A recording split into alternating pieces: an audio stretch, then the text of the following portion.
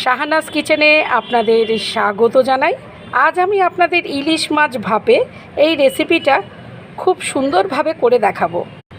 আশা করি এই রেসিপিটা আপনাদের খুবই ভালো লাগবে।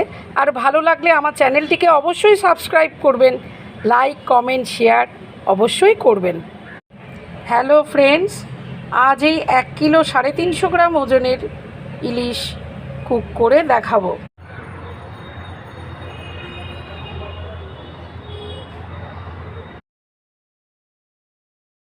বন্ধুরা, মাছগুলো একটু বড় সাইজ করে এইভাবে কেটে নিলাম।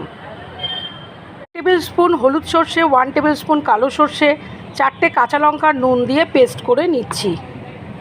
আর এই পেস্টের সাথে 1 টেবিল স্পুন পোস্ত মিশিয়ে আবার পেস্ট করে নেব। সর্ষে পোস্তর পেস্ট রেডি হয়ে গেছে। মাছগুলোতে প্রথমে স্বাদ মতো নুন আর হলুদ গুঁড়ো দিয়ে দিলাম। এবার সর্ষে পোস্তর যে পেস্টটা করে রেখেছিলাম সেটা এবার দিয়ে দিলাম। হাফ বাটি ফেটিয়ে রাখা টক দই এবার দিয়ে দিলাম। 1 টেবিল স্পুন সর্ষের তেল ছড়িয়ে দিয়ে এবার সমস্ত উপকরণগুলো দিয়ে মাছগুলো ভালোভাবে ম্যারিনেট করে নিচ্ছি। মাছগুলো ভালোভাবে ম্যারিনেট করা হয়ে গেছে।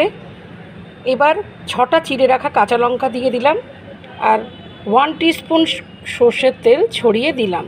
টিফিন বক্সের ঢাকা আটকে দিলাম।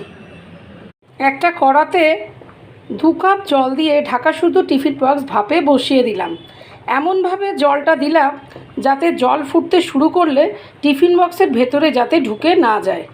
এইভাবে মিডিয়াম ফ্লেমে 12 মিনিট হতে দেব। এবার গ্যাস ওভেন অফ করে দিলাম।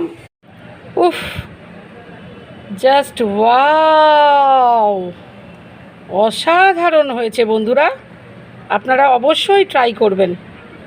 ইলিশ মাছ ভাপে রেডি ফর সার্ভ।